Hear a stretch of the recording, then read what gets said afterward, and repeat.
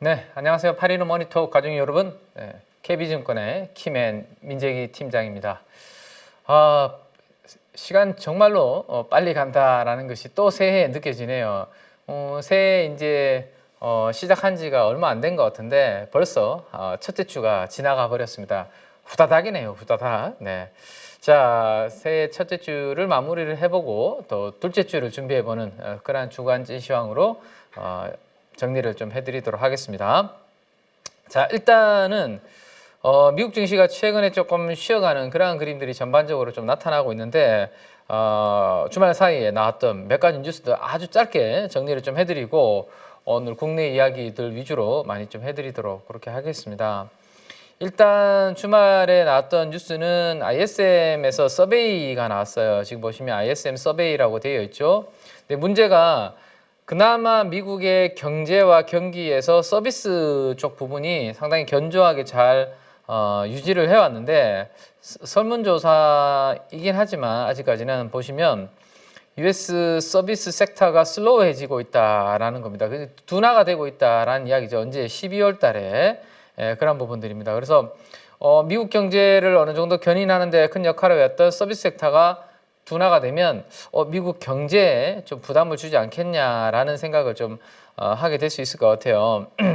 그리고 특히나 지금 3월 달에 연준의 기준금리 인하에 대한 부분이 형성이 되어 있는 상황인데 만약에 뭐 2월 달, 3월 달 가서 이러한 서비스 섹터가 둔화가 더 나타나고 그러한 부분들이 숫자로 확인이 되는데 이건 경기 침체 가능성으로 인해서 금리를 인하한다. 이런 이제 묶음으로 진행이 되면 논란이 좀 커질 수 있고 시장에도 충격이 좀 있을 수 있고 전체적으로 좀 균열이 나타날 수 있는 그런 부분이다라고 보셔야 될 것 같아요. 네, 그래서 자 이게 연말에 12월 달에 일시적인 영향으로 이런 서비스 섹터가 좀 둔화되는 건지 아니면 원래 1월, 2월 지속적으로 둔화되는지 그런 부분들은 우리가 좀 체크가 되어야 된다라고 기억을 좀 해두시고요. 만약에 저런 부분들로 인해서 금리 인하에 대한 이유를 경기 침체에 대한 가능성을 빌미로 잡는다면 2분기는 조금 힘들어지는 시장이 될 수도 있다라는 부분들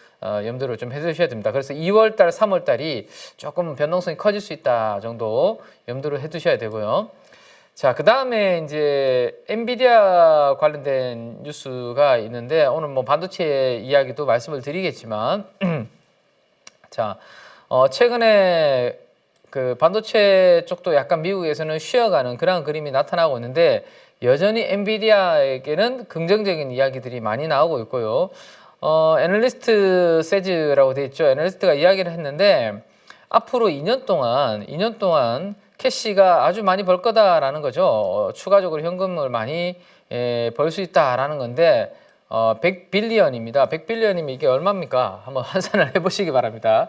네, 아무튼 우리가 가늠하기 어려운 정도의 숫자를 엔비디아는 앞으로 향후 2년 동안 벌 거다라는 건데 이게 뭐 인공지능 AI, GPU 덕분이겠죠. 자, 그러면 이제 미국의 빅테크주들은 주로 이런 것들을 가지고 뭘 하나요? 미국에. 자, 우리나라하고는 좀 다른 게 미국에 있는 상장 기업들은 돈을 많이 벌어들이면 그 현금을 가지고 어디에 쓰죠? 주주 환원에다가 보통 많은 부분들을 씁니다. 어떤 것들을 하죠? 자사주 매입 앤드 소각, 그죠? 자사주를 매입하거나 소각을 하면 한 주당 주주들한테 돌려주는 주당 가치가 올라가니까 이런 부분들도 많이 하고 또 뭘 하죠? 배당. 예를 들어서입니다. 엔비디아가 꼭 무조건 이렇게 간다라는 건 아니고 그 다음 또 지금은 AI GPU 쪽으로 추구하고 있는데 엔비디아가 지금 다음 주에 또 기대하고 있는 쪽이 JP모건 헬스케어 컨퍼런스에서 엔비디아가 바이오 쪽에서 어떤 이야기를 할지를 기대를 하고 있는데요. 뭐 예를 들어서 그러한 유망한 또 나와 시너지가 날 수 있는 쪽에 대한 인수합병, M&A 같은 그죠? 이런 쪽으로 자금들을 쓰면서 계속해서 기업 가치를 좀 키우는 그런 부분들을 진행을 하게 될 가능성이 높다라는 거죠. 그래서 우리가 제가 늘 말씀드리는 게 빅파마들이 미국에 그죠? 빅파마들이 과연 벌어들인 돈을 캐시를 어디에 집행하는지를 잘 보고 그 집행하는 쪽이 우리의 투자처가 될 수 있다라는 말씀드렸고, 최근에 우리가 바이오 쪽에 주로 이야기 나왔던 게 뭐였죠? 방사선, 의약품, 그죠? 이 M&A 관련된 이야기 나왔던 게, 그래서 말씀드렸던 게 SK 바이오팜, 퓨처캠 뭐 이런 종목들 이야기 해드렸고, 그 다음에 세포치료제 최근에 또 이슈가 있었죠. 세포치료제 쪽에 일부 이슈가 있었습니다. 그래서 바이오 쪽에서도 이런 움직임이 나타나고 있는데, 빅테크에서도 앞으로 이런 부분들이 나타날 수 있겠죠. 그래서 특히나 이번에 최근에 있었던 게 노보노디스크였죠. 노보노디스크가 일부 또 돈을 가지고 투자를 하고 하는 부분들이 있었습니다. 그죠? 그러니까 메쉬 같은 쪽, 메쉬인가요? 메쉬. 네. 비알코올성 지방 감염 뭐 이런 이야기도 나왔는데, 아무튼 돈을 많이 버는 빅테크, 빅파마들이 어디에다가 돈을 투자하는지, 거기가 바로 미래의 유망한 쪽이다라는 것을 늘 기억해 두시고 그 흐름들을 우리가 계속 체크를 좀 해나가자라는 말씀 드리겠습니다. 앞으로 그러면 이 엔비디아가, 그죠? 엔비디아가 과연 벌어들이는 캐시 엄청나게 1,000억 달러 넘는 돈을 벌어들인다라고 하는데, 그 돈을 가지고 어디에다가 투자를 할 것인지, 여기가 바로 미래 산업에 대한 포인트가 될 수도 있다라는 것까지 가볍게 한번 기억을 해두시면 좋을 것 같습니다. 자, 그 다음에 이제 고용과 관련된 데이터들을 잠깐 한번 보면요. 뭐 지금 화면에서 남자분, 여자분이 이제 고용이 21만 6천 건이 증가한 거에 대해서 이야기를 지금 나누고 계신데, 12월 달에 고용 보고서는 21만 6천 개의 일자리가 추가적으로 늘어나면서 쇼킹했다는 거죠. 어디가? 월가가 되게 쇼킹할 정도의 데이터가 나왔다. 뭐 이렇게 평가를 시장에서는 하고 있다라고 보시면 될 것 같습니다. 여전히 어쨌든 미국의 경제는 이러한 부분들을 바탕으로 견조하게 잘 버티고 있다라는 것을 한번 보시면 될 것 같고, 이 부분이 앞으로 계속해서 이어지는지, 아니면 연말에 뭐 이러한 좀 뭐 일시적으로 영향이 좀 있었던 건지 계속 체크를 좀 해봐야 되겠죠. 그래서 2024년에도 이러한 탄탄한 고용이 미국에서 이어지는지를 계속 점검을 좀 해봐야 될 것 같고요. 그 다음 이제 마지막으로 이제 나오는 뉴스는 팍스콘 뉴스입니다. 팍스콘. 팍스콘이 예상을 했는데 1Q네요. 그죠? 지난 4분기가 수요가 디맨드죠. 수요가 좀 슬로우해져 가지고 1분기의 매출과 수익이 조금 드랍되지 않겠냐, 이런 좀 우려감을 팍스콘에서 좀 나타냈다라는 겁니다. 이 팍스콘은 주로 누구한테 납품을 하는 밸류체인으로 되어 있죠? 바로 애플한테, 그죠? 팍스콘은 자, 애플이라는 IT의 신이 위에 있고요. 요 밑에서 누가 대신해서 제작을 해주나요? 아이폰 같은 것들을, 팍스콘이 이런 것들을 제작을 해주는데, 팍스콘의 예상 매출이 이렇게 감소할 것이다 라고 하니까 당연히 아이폰이나 이러한 것들에 대한 요즘 수요가 부진할 수 있다는 우려감이 나오고 있는데, 그 영향을 계속 지금 이번 주 내내 바클레이즈부터 해서 공격을 받고 있죠. 그래서 애플은 직접 공장을 안 가지고 있고 그것을 위탁해서 생산하고 있는 회사가 팍스콘인데, 팍스콘이 매출이 이렇게 떨어진다라는 것은 분명히 애플의 주요 아이템들의 수요에 영향이 좀 있구나라는 것을 우리가 간접적으로 느낄 수 있을 것 같습니다. 자, 그래서 이러한 부분들을 뒤집기 위해서 애플이 열심히 하고 있는 게 뭐다? 비전 프로를 출시를 준비를 하고 있고, 이 비전 프로에서 뭔가 공간 컴퓨팅이라든지 다양한 뭐 제가 UI, UX적인 큰 변화 이런 것들을 말씀드렸는데, 혁신적인 변화를 좀 나타내줘야 아마 최근에 이 수요 부진에 대한 좀 반전에 대한 계기가 발판이 마련되지 않겠나라는 생각이고, 지금 2월 초 정도에 출시되는 걸로 예상이 되어 있는데요. 네, 저도 뭐 잘 되면 제가 직접 한번 제 손에 이 비전 프로가 한 대 들어올 것 같은데, 글쎄요. 잘 될지 모르겠는데, 아무튼 비전 프로가 잘 들어오면 그런 부분들을 저도 만져보고 여러분들한테 좀 경험담을 말씀드리고 직접 한번 착용하는 모습도 한번 보여드릴 수 있도록 그렇게 하겠습니다. 자, 어쨌든 애플이 주가가 지난 금요일에도 한번 볼까요?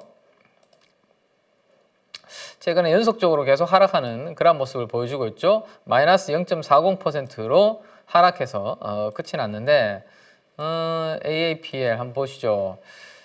제가 그 지난 금요일 날 장시작정 방송에서 말씀드렸던 게 이 노란색의 갭, 여기를 3번이라고 표시를 하나 해놓을까요?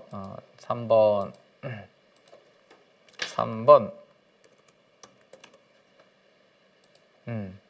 자, 지난번에 1번 갭, 2번 갭, 이번에 드디어 3번 갭이 또 만들어졌습니다. 수요 부진이 지속적인 부담으로 작용을 한 거죠. 자, 요거를 저항으로 두고 있기 때문에 당분간은 21선 전후에서 에너지를 조금 이렇게 모아서 2월 달에 비전 프로와 관련된 그런 부분들과 함께 이 저항의 박스권을 돌파하는 흐름이 나타날지 그런 부분들을 한번 체크를 좀 하도록 하겠습니다. 자, 여기까지가 이제 대략적인 지난 주말에 끝났던 미국의 흐름들이다라고 보시면 될 것 같고, 자, 이제 본격적으로 말씀을 좀 드릴 텐데요. 최근에 그 미국 증시가 좀 연초에 첫째 주에는 조금 흔들리는 그러한 모습들이 나타나고 있는데 왜 그러한 모습들이 나타나는지 간단하게 한번 빨리빨리 설명을 좀 드리도록 하겠습니다. 일단 우리는 주식시장을 움직이는 세 가지 요소를 금리와 환율과 원자재 같은 이런 부분들로 이야기를 하고 있고, 먼저 순서대로 하나씩 최근에 흐름들을 한번 체크를 좀 해드리도록 그렇게 할게요.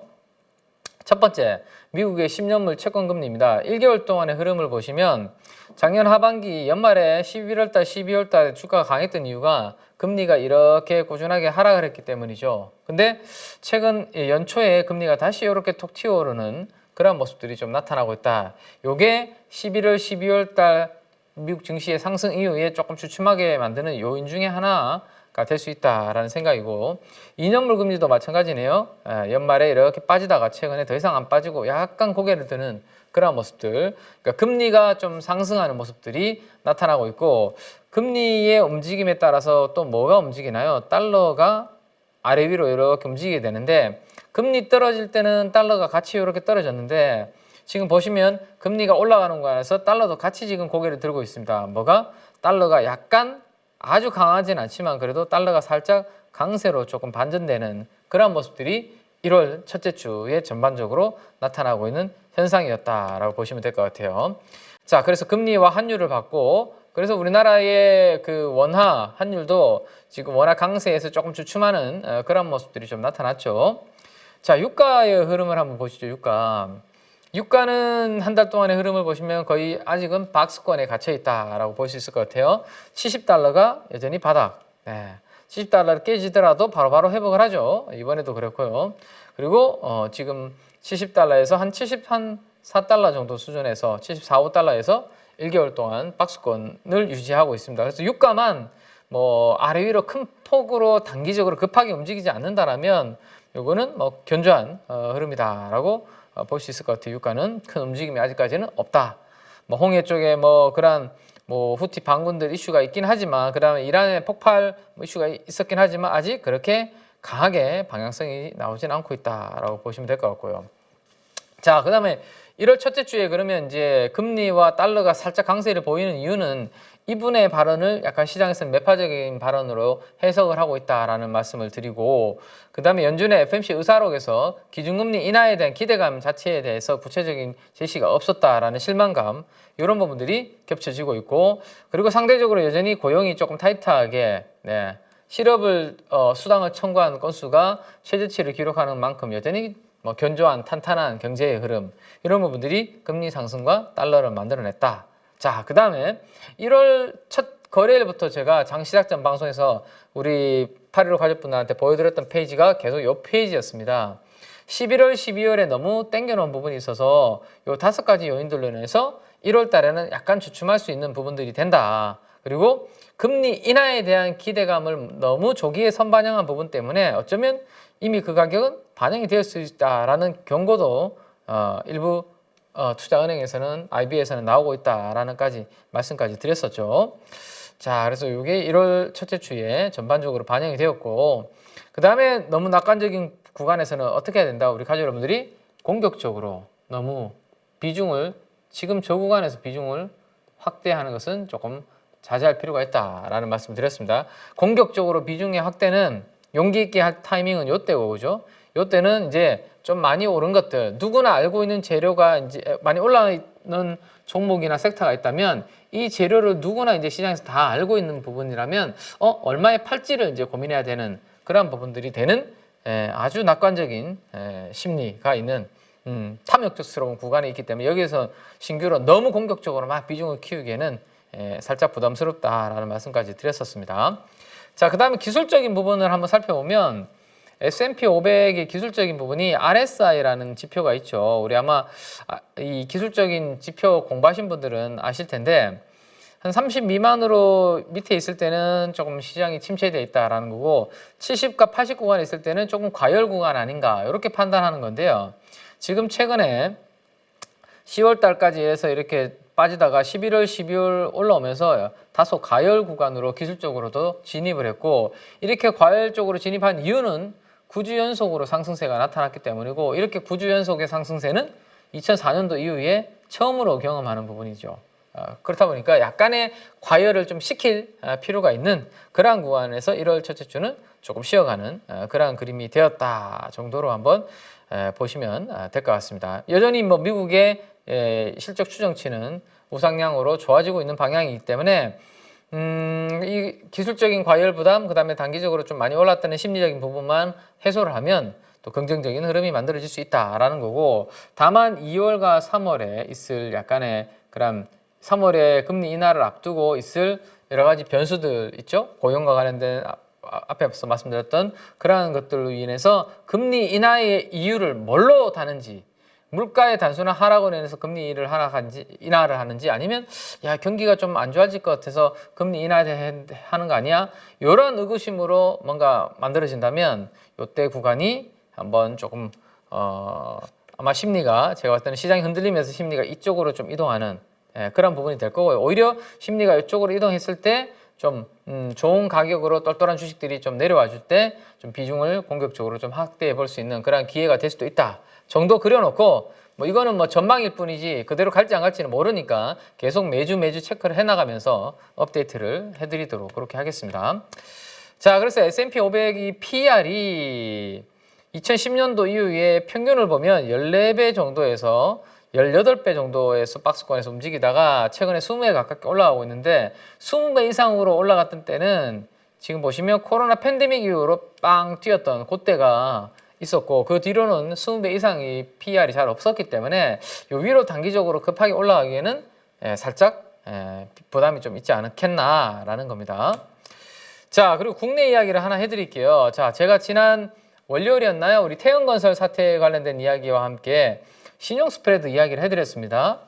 국내에서 뭔가 이슈가 지금 아직까지 큰 요인이 만들어지지 않고 있는데 미국이 좀 쉬고 있고 거기에 우리가 영향을 받는 것 외에는 국내 이슈는 지금 부동산 PF 관련된 내용들이 많이 나오고 있고 태영에 대해서 지금 채권단이 그렇게 우호적으로 지금 받아들이지 않고 있는 분위기입니다. 그래서 이게 연쇄적으로 영향을 줄지 우리가 그냥 막연하게 뭐 뉴스를 가지고 판단할 게 아니라 지표를 가지고 보자라는 말씀드렸고, 신용 스프레드라는 것은 이 신용물과 안전한 국고채와의 차이를 가지고 안전한 국고채와 신용물의 스프레드가 이렇게 벌어지면 금리가 올라간다는 거죠. 네. 자, 무슨 이야기냐? 채권의 금리와 이게 금리라면 가격은 반대다라고 보죠. 이 시소, 놀이터에서 시소를 생각하시라고 말씀드렸습니다. 자, 만약에 이 국고채, 그러니까 시장이 뭔가 금융시장이 불안해져서 망하기 힘든 국고채로만 가격이 돈이 몰리면 어떻게 될까요? 돈이 몰리면 당연히 가격이 올라가겠죠. 국고채의 가격은 올라갈 겁니다. 누구나 다 국고채를 사러 몰리면 다 국고채 사려고 하는데 그 금리가 후하게 쳐줄 수 있을까요? 아니죠. 금리는 당연히 이렇게 떨어질 겁니다. 그죠? 네. 그래서 국고채만 돈이 몰리고 국고채의 금리는 떨어지고, 반대로 이 신용물은 회사채 같은 이러한 신용물들은 누구나 안 가지고 쓰려고 팔겠죠. 팔게 되면 가격이 떨어질 것이고 금리가 이렇게 올라가게 될 겁니다. 그래서 국고채 금리와 신용물의 금리가 이렇게 벌어지는 이러한 구간들이 나타나면 국내 금융시장에 뭔가 문제가 생기기 시작했다 라고 생각을 하셔야 되고, 그때는 우리가 주식 비중을 약간 건드려야 된다, 좀 줄여야 된다. 현금 비중을 조금 늘려놨다가 이게 다시 스프레드가 줄어들었을 때 공격적으로 좀 태워도 된다라는 말씀 드렸습니다. 자, 근데 최근에 이번 주에 제가 그래서 한 주가 지났기 때문에 뭔가 태양광 건설과 관련된 이슈가 여전히 살아있기 때문에 여기에 무슨 변화가 있나 싶어서 업데이트를 해봤는데요. 자, 일단은 약간 트리플 B-와 국고채와의 차이를 나타내 주는 게 검은색입니다. 그러니까 훨씬 더 신용등급이 낮은 쪽이죠. 그러니까 뭔가 시장이 불안해지기 시작하면 이 신용등급이 훨씬 낮은 것부터 돈들이 안 가겠죠. 그리고 뭐 돈이 이미 거기서 막 튀어나오겠죠. 그래서 검은색 그림이 더 위로 튀어야 되는데 아직까지는 살짝 고개를 들었다가 주말 사이에는 약간 고개를 숙이기도 했는데요. 약간 주 초반에는 뭔가 움직이는 모습이 있었다가 더 이상 크게 이어지지는 않는 그런 모습이네요. 자, 그 다음에 회사채 AA 쪽도 보면 아직까지는 큰 움직임은 없습니다. 그래서 다음 주에 만약에 이 그래프들이 추세적으로 좀 더 이렇게 움직임이 나타난다, 이러면 뭔가 우리나라의 신용물 쪽에, 그 다음에 금융시장 쪽에서는 돈들이 어떻게 경색 현상을, 유동성이 뭔가 말라가고 있고 돈들이 지금 좀 긴장하고 있다라는 생각을 하셔야 되고, 그러면 긴장하고 있으면 돈들이 안전한 쪽으로만 간다, 위험한 쪽에서는 뭔가를 회피하려고 하는 움직임이 나타날 거다라는 것까지 염두에 두시고, 아직은 그렇게 뭐 급격한 흐름은 없다 정도로 보시면 될 것 같습니다. 아시겠죠? 자, 그리고 또 하나 이제 말씀을 드릴 부분은, 그러면 우리나라 시장은 물론 이제 이번 금요일 날 코스닥은 좀 상승을 해주긴 했는데 전체적으로 코스피는 좀 쉬어가는 그런 그림이었습니다. 그래서 미국과 연동이 돼서 좀 쉬어가는 건가라고 하면, 제가 이제 이번 주에 계속 말씀드렸던 부분은 우리나라 고유만의 수급적인 요인이 또 코스피에서는 훨씬 더 작용을 크게 하고 있다라는 말씀 드렸고, 금요일 장 끝난 것까지 업데이트를 해서 제가 가지고 왔는데요. 자, 한번 보시면 일단 외국인들의 매수가 11월 달 이후로 좀 이렇게 들어오다가 최근에 주춤하고 있는 모습이 나타나고 있습니다. 왜? 달러가 강하고 원화가 약간 주춤하고 있으니까, 원화 강세가 더 이상 진행이 안 되니까 외국인들의 매수세도 일단은 조금 스테이, 멈춰 있는 상황이죠. 외국인들이 안 사고 있는 상황에서 뭔가 수급이 좀 들어와 줘야 되는데 기관들이 지금 팔고 있습니다. 이러다 보니까 코스피가 움직이기는 쉽지 않은 그러한 환경이고, 자, 금융 투자의 이 매물을 잘 봐야 된다라는 말씀을 드렸는데, 그렇죠? 자, 11월 달 이후로 금융 투자가 들어온 게 5조 원 이상이 들어왔는데 아직까지 빠져나가려면 이만큼 내려와야 됩니다. 그죠? 이만큼 더 내려와야 되는데 금요일까지 업데이트한 걸 봤을 때도 아직 나와야 되는 매물이 남아 있다라는 것을 볼 수 있겠고요. 이 매물이 나올 때 이거를 누가 받아주고 강하게 끌어올리려면 외국인들이 사줘야 되는데 외국인들이 지금 안 들어오고 있다라는 것을 보면, 금융 투자 매물이 아직까지 당분간 이 소화되는 데 있어서 외국인들이 안 들어와 준다면 코스피가 단기적으로 코스닥 대비해서 더 강하게 움직이기는 뭐 쉽지 않은 그러한 환경이다라는 것까지 다음 주를 보는 데 있어서 전략을 세우는 데 있어서 염두를 좀 해두실 필요가 있겠다라는 것까지 말씀을 드리겠습니다. 아시겠죠? 자, 그러면 이제 여기에서 우리가 앞으로 그러면 이제 1월 달에 1월 둘째 주부터 해서 또 움직일 만한 것들에 대한 이야기를 좀 해봐야 되겠는데요. 결국에는 우리가 주식을 하는 이유가 뭐죠? 주도주를 찾자라는 거죠. 주도주는 뭐예요? 시장의 평균 상승률보다 월등하게 실적 성장과 함께 주가의 폭발적인 상승이 나오는 것을 우리가 주도주다라고 이야기를 하고 있고, 최근에 나왔던 것들은 IT 쪽, 테크 쪽에서 그 주도주들이 많이 나오고 있는 모습인데요. 근데 그러한 이벤트들이 다음 주에 대부분 이제 좀 일단락이 되죠. 특히나 뭐죠? 세스가 끝이 나고, 그 다음에 JP 모건, 헬스케어 컨퍼런스가 끝이 납니다. 1월 8일 날 시작되고 1월 CS가 1월 9일 날 시작되나요? JP 모건 헬스케어가 하루 먼저 1월 8일 날 시작되는 걸로 기억이 나는데, 이것 때문에 먼저 이와 관련돼서 모멘텀을 가지고 있는 종목들이 상승을 했고 테마들이 움직였잖아요. 그죠? 근데 이 이벤트가 이제 끝이 나면 과연 그 다음에 힘을 받는 것은 어디로 움직일지, 그런 부분들을 고민을 좀 해야 되는 부분이 될 것 같고요. 그 다음, 자, 얘네들이 움직일 때는 저는 내러티브가 시장에서 강했다라는 생각이 듭니다. 자, CES에서 뭔가 AI에 대한 이야기들이 많이 나올 것이고, 뭐 다양한 이제 그 새로운 성장 산업에 대한 전시회가 열리는 거니까 거기에 꿈을 가지고 있는 종목들, 업종 테마들이 움직였다. JP모건 헬스케어에 뭔가 이야기가 나오는 바이오 기업들, 꿈이 있는 기업들이 움직였다면 이 이벤트가 끝나면 결국에는 뭐로 들어가냐? 실적 시즌으로 본격적으로 진입을 한다라고 보셔야 됩니다. 이 실적 시즌으로 진입한다는 것을 신호탄을 먼저 쏘아 올린 종목이 뭘까요? HD 현대일렉트릭이 지난주에 그런 모습을 먼저 보여줬죠. 자, 제가 변압기 쪽은 올해도 주력으로 계속 봐야 되는, 왜? 2025년 6년도까지 수주잔고가 쌓여졌기 때문에 탄탄한 실적을 바탕으로 움직이는 섹터다라는 말씀을 드렸습니다. 근데 이 올해가 상당히 난이도가 좀 높은 그러한 시장인데요.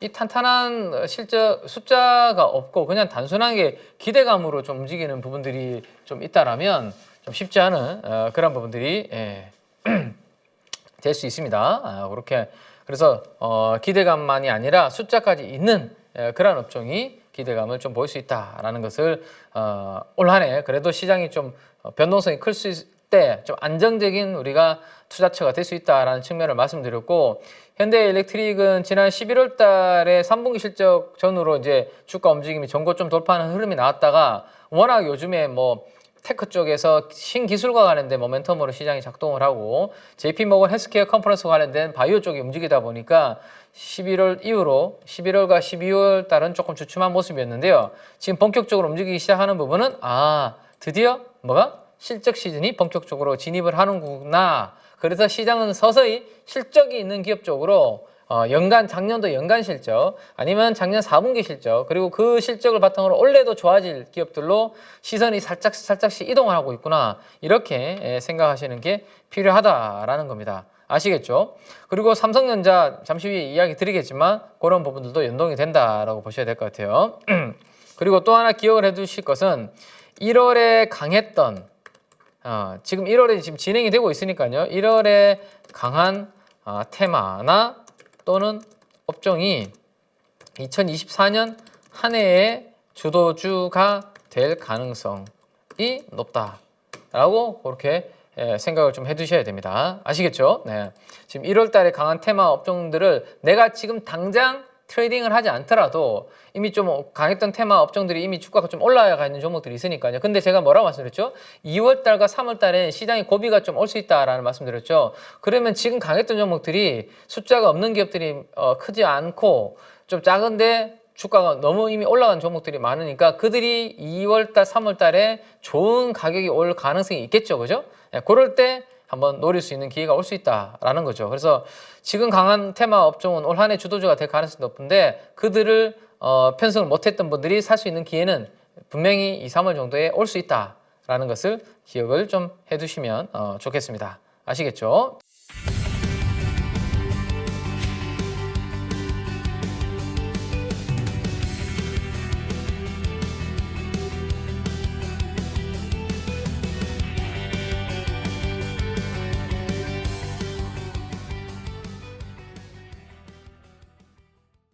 자, 그래서 다음 또 이야기로 한번 넘어가 보면 삼성전자가 그래서 이제 보시면 언제죠? 9월 9일이네요. 9일 삼성전자가 화요일이네요. 그죠? 화요일 날 잠정 실적 발표가 지금 예정이 되어 있습니다. 그러면 지금 시장에서 삼성전자 잠정 실적이 발표가 되면 어떻게 되나요? 지금 보시면 그 아래쪽에 그래프를 한번 보시기 바랍니다.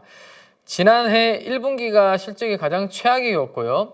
2분기, 3분기보다 훨씬 더 이렇게 좋아지는 그런 그림이 나타나고 있고, 특히나 D램 쪽에서는 그 BP 정도 수준까지 이미 올라오는 그런 그림들이 나타나네요. 자, 그러면 반도체 메모리의 턴어라운드 사이클에 대해서 확인이 된다라면 애널리스트 분들은 어떻게 할까요? 올해 2024년도에 연간 실적에 대한 전망치를 상향 조정을 시킬 수 있는 이벤트가 이번 주 삼성전자의 실적 발표 이후로 벌어질 수 있는 이벤트다라고 라고 보시면 될 것 같아요. 그래서 삼성전자에 대한 실적이 발표가 되고 연간 실적이 상향 조정이 되기 시작하면 최근에 이미 하이닉스는 애널리스트 분들이 실적 상향 조정을 시키기 시작했죠. 원래 예상 영업이익을 한 8조 정도로 예상했는데 제가 지난 연말에 이게 10조 정도로 상향 조정이 될 가능성이 있다라는 말씀드렸는데 이미 그렇게 움직이고 있는 이벤트들이 만들어지고 있는데 아마 삼성전자 실적 발표 이후로 그런 부분들은 더 뚜렷하게 진행되지 않을까. 그래서 삼성전자와 SK하이닉스가 단기적으로는 주가가 지금 작년도에 많이 올랐기 때문에 뭐 대형주라서 금융투자 매물도 나오니까 주가가 크게 슈팅하기는 좀 어려운 환경이지만 그래도 원래 조금 더 추가적인 상승이 가능한 부분은 이렇게 실적이 상향 조정될 만한 부분들이 아직 한두 번 정도 남아있는 그런 부분들이 있다. 그리고 아직 실적이 뭐 피크를 찍을 정도의 그러한 부분들 아니니까요. 그죠? 그래서 뭐 없는 분들이 지금 가격대에서 막 급하게 위에서 추격 매수할 그런 부분들은 아닌 거고요. 가지고 계신 분들은 뭐 조금 더 팔 시점을 그래서 뭐 분할 매도를 고민한다든지 그렇게 조금 여유 있게 한번 해보셔도 괜찮지 않을까 싶고요. 그 다음에 또 이 삼성전자와 둘러싼 이벤트는 1월 중순에 갤럭시 S24의 언팩 이벤트가 지금 예정이 되어 있다라고 보시면 될 것 같아요.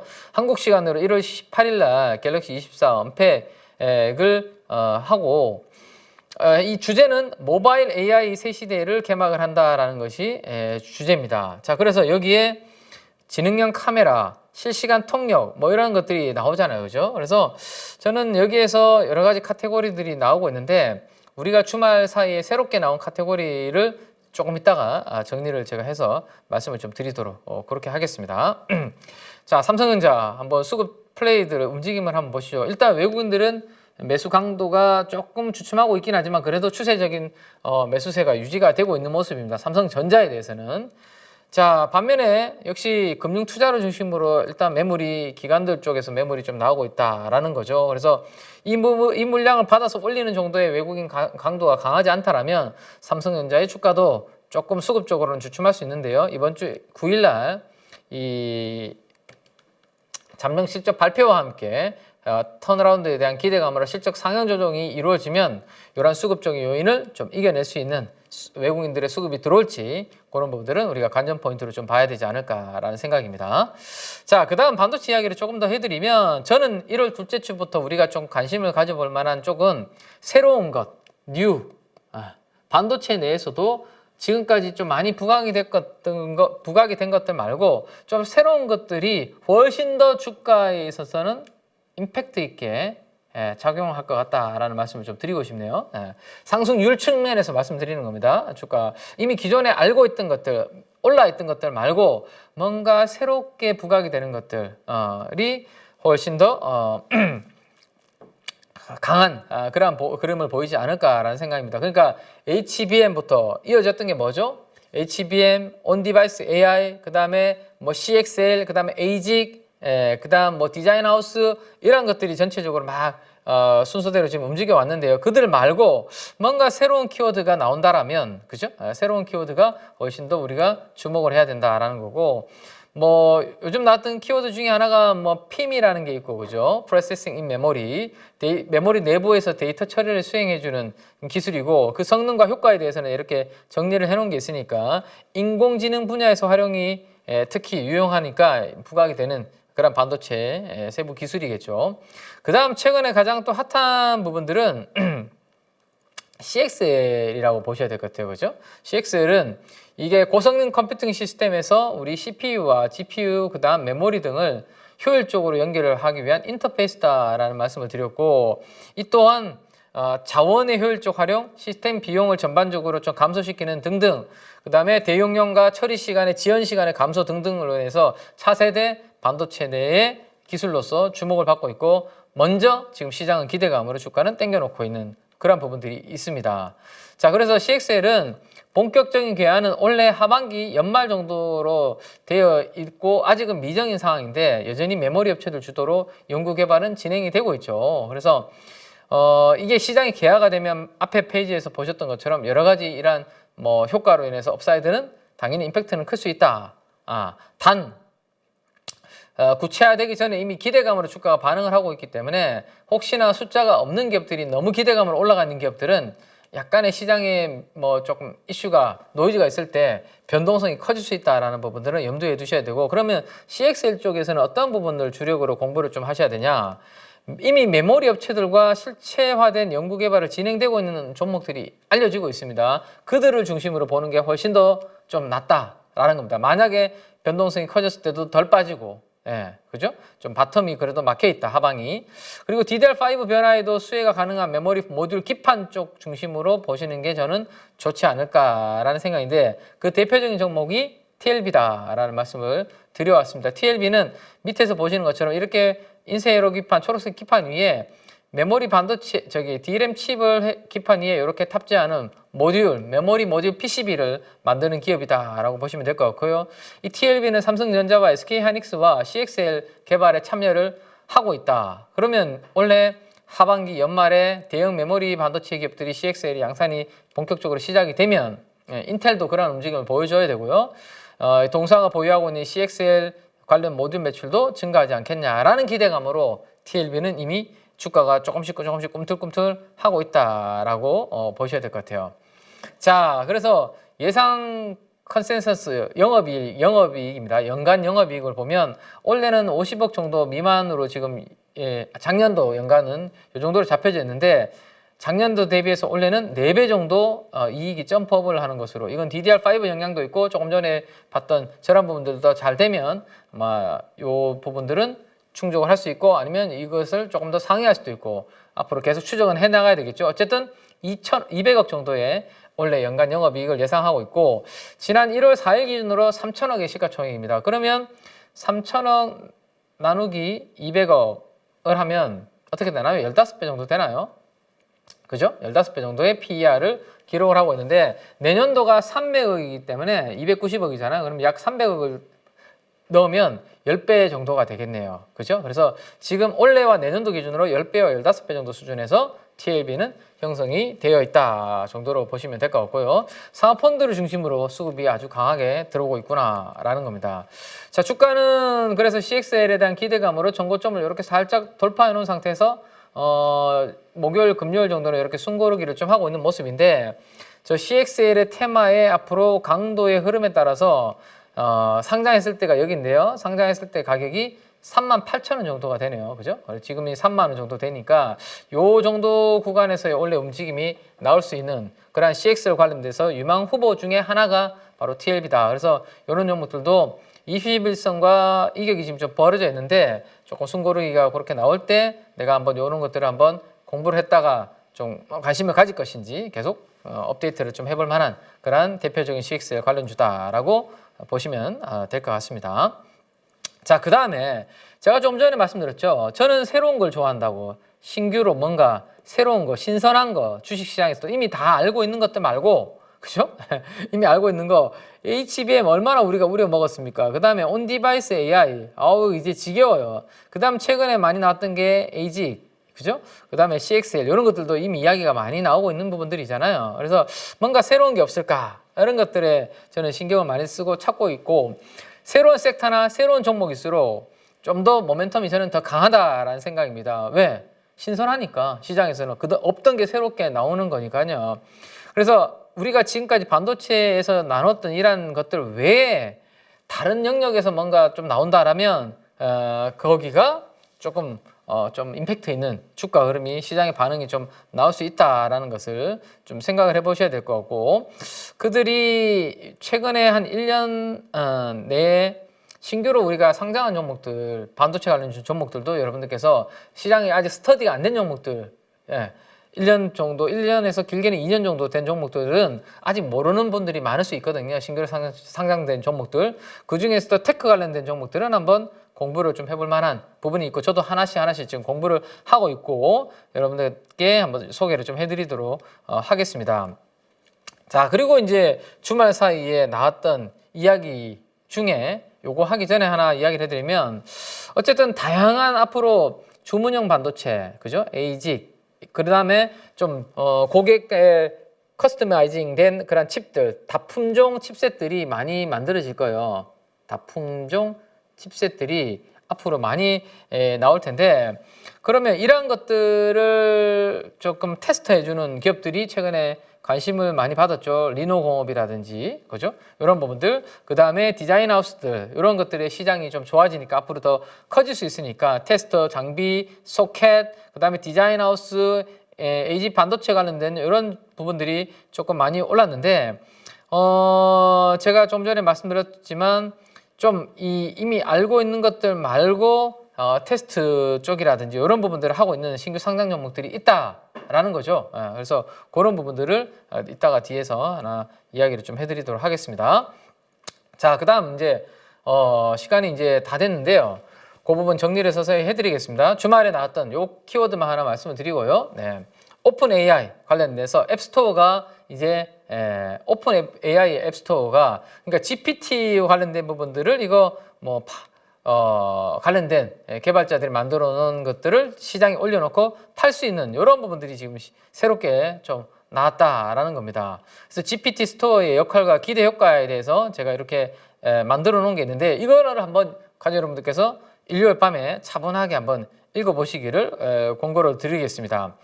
GPT 스토어에 출연이 되었다라는 건데, 이게 바로 또 새로운 섹터죠. 기존에 없던 거잖아요. 그러다 보니까 지난 금요일 날 주가 반응이 어땠나요? 아주 컸었죠. 그죠? 그래서 이렇게 새롭게 뭔가 이슈가 되는 것들 잘 봐야 된다라는 거고, 이 GPT 스토어는 결국은 AI 소프트웨어의 수요자와 공급자의 만남의 장을 만들어 주었다라고 보시면 돼요. 우리가 앱스토어에 들어가면 다양한 컨텐츠들이 앱이 올라와 있잖아요. 그죠? 그러니까 앱을 개발한 사람들이 거기에 올려놓고 누군가 그걸 다운로드 받으면 애플과 개발자들이 나눠 먹는 이러한 구조잖아요. 근데 지금까지 인공지능 GPT에서는 그런 부분이 없었는데, 드디어 다음 주에 조만간에 AI 소프트웨어 수요자와 공급자의 만남의 장이 GPT 스토어가 열린다라는 거고, 이 4번만 일단 한번 보시면 될 것 같아요. 결국에는 수익화할 수 있는 비즈니스 모델이 창출이 된다라는 거죠. 사용자는 자신이 개발한 AI 모델을 GPT 스토어에 업로드를 해서 수익을 창출할 수 있는 이런 부분들이 될 수 있다라는 것까지 이해를 해주시면 될 것 같아요. 그래서 반응이 주가가 이렇게, 그래서 이렇게 뭔가 새롭게 이슈가 되는 것들, 이런 부분들을 보자라는 말씀을 좀 드리겠습니다. 그래서 아까 이제 테스트 쪽은 우리가 리노공업 정도만 시장에서 부각이 되었다라는 말씀드렸는데, 최근에 신규 상장 종목들 중에 QRT라는 이런 종목들이 신뢰성 테스트 같은 거, 테스트 장비 쪽도 진출을 하고 있다라는 말씀드렸고, 이 회사가 이제 뭐 지금 보시는 것처럼 인공지능 반도체 전문 팹리스 리벨리온과 협력을 체결했다, 이런 내용들이 나오고 있습니다. 그죠? 그래서 앞으로 이러한 영역들이 시장에서 좀 확장이 되지 않겠나라는 부분들 한번 주의 깊게 한번 보시면, 공부를 좀 해보시면 될 것 같고요.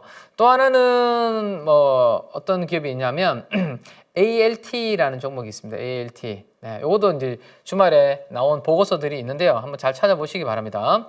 두산 테스나와 네팔스 아크와 이런 같은 반도체 후공정 업체들이 이 회사의 피어라고 보시면 될 것 같아요. 비메모리 테스트 업체인데, ALT도 좀 2024년도에 턴어라운드 기대감으로 있는데, 공모가를 아직은 좀 크게 상회하지 못하는 그런 움직임을 좀 보이고 있습니다. 그래서 고전력 반도체에 사용되는 부분들에 대해서 이 회사가 삼성전자향으로 뭔가 독자적인 기술 RIM 림 커트라고 하는데요. 그런 부분들을 양산을 지금 준비 중인, 양산 중이라는 점이 포인트로서 부각이 될 수 있을 것 같은데요. 이런 것들, 그러니까 기존에 우리가 모르고 있던 종목들, 그리고 아직까지 주가가 조금 신선하게 눌려 있는 것들 한번 중심으로 공부를 좀 잘 해보시기 바라고, 저도 하나씩 최근에 1, 2년 사이에 테크 종목 중에 신기술로 부각이 될 수 있는 것들 업데이트가 되면 또 다음 주 장시작전 방송에서 계속 소개를 좀 해드릴 수 있도록 그렇게 하겠습니다. 자, 여기까지 그러면 이번 주 주간찐 시황 방송은 좀 마무리를 하고요. 자, 첫째 주가 이제 지났는데, 이 첫째 주가 지나면서 조금 조급해 하시는 가급적분들이 계신 것 같아요. 그럴 필요가 전혀 없습니다. 1년 52주 중에 이제 겨우 첫째 주가 지났을 뿐이거든요. 그래서 너무 조급하게 생각하지 마시고, 남아있는 50주 동안 우리가 충분히 또 좋은 결과를 낼 수 있으니까, 가족 여러분들 뭐 최근 일주일 동안 뭐 올랐던 테마에 내가 편승하지 못했다라고 해서 속상해하지 마시고, 용기를 잃지 마시고, 이제 막 시작이니까요. 다음 주도 장시작전 방송에서 함께 하도록 하겠습니다. 지금까지 KB증권 팀앤 민재기 팀장이었습니다. 감사합니다.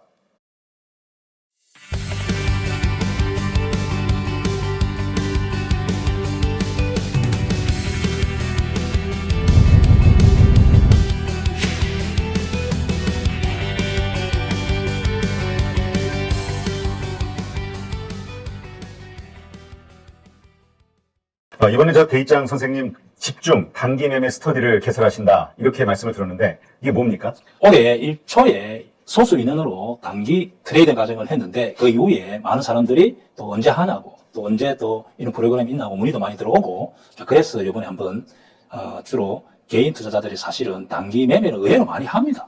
중단기를 사실은 해야 되는데 네. 이왕 단기 매매를 한다면은 보통 개인 투자자들이 단기 매매를 체계적으로 교육을 받지 않고 하다 보니까 유치원생이 대학생하고 싸움하는 똑같죠. 그래서 보통 단기 매매를 하다 보면은 한 95%, 98% 정도는 손실이 나기 때문에 저는 이제 단기 매매를 한 20몇 년 꾸준하게 했기 때문에 저 노하우를 전달해주면은 성률이 한 80%, 70% 정도 해서 꾸준하게 수익 모델을 만드는 것을 목적으로 하고 있고 개인 투자자는 또 반토막, 또 4분 1토막 자, 그런 분들을 위해서 그 돈으로 내 원금을 찾아오자 모토로 있는 돈으로 원금 찾고 돈 벌자 이런 모토로 지금 할 예정입니다. 자, 그러면 그 라이브 수업을 통해서도 자신이 그 이해하고 있는 게 맞는지 틀리는지 이런 것들에 대해서 이렇게 그 타점을 잡아주거나 하는 이런 일들이 가능한 건가요? 예, 그렇죠.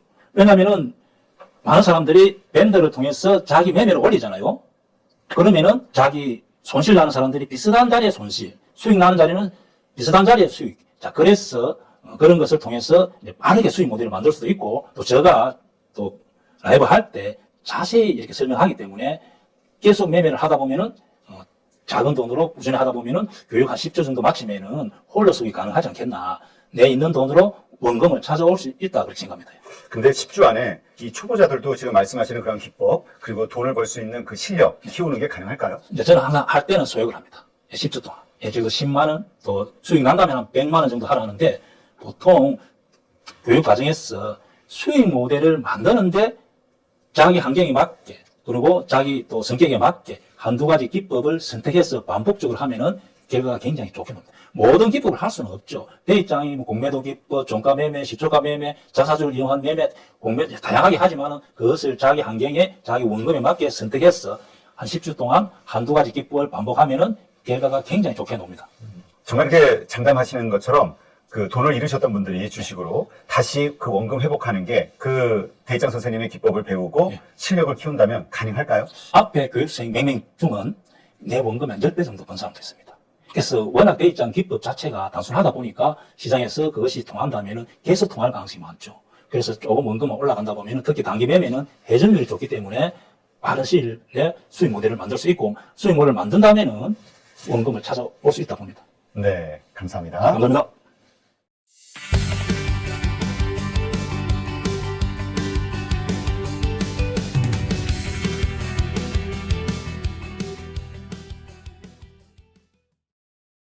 안녕하세요. 8.15 모니터 가족 여러분, 임수열입니다. 이번에 하나증권과 8.15 모니터기 함께 특별한 이벤트를 진행하는데요. 8.15 모니터 가족분들이 하나증권 신규 계좌를 개설하시면 특별한 혜택을 받으실 수 있습니다. 첫 번째 혜택은요, 국내 주식을 살 수 있는 3만 원을 드립니다. 두 번째 혜택은 하나증권과 함께하는 8.15 머니쇼 초청 받으실 수 있는 초청권입니다. 8.15 머니쇼는 특별한 강사진들에 의해 진행되는 프리미엄 세미나로 매회 500분을 초대해서 진행할 예정입니다. 그 외에도 소수점 주식 혜택을 드릴 거고요. 하나증권 계좌를 처음 만드는 분이라면 누구나 신청 가능하십니다. 이제 혜택 받는 방법 알려드리죠. 영상 하단부 더보기란에 기재된 링크를 통해 신청하시면 됩니다. 반드시 더보기란 링크를 통해서 계좌를 개설해야 이 혜택을 받을 수 있으니 유의해 주시기 바랍니다. 하나증권과 8.15 모니터기 함께 주식으로 하나 되다. 8.15 모니터 가족 여러분의 많은 참여 부탁드립니다.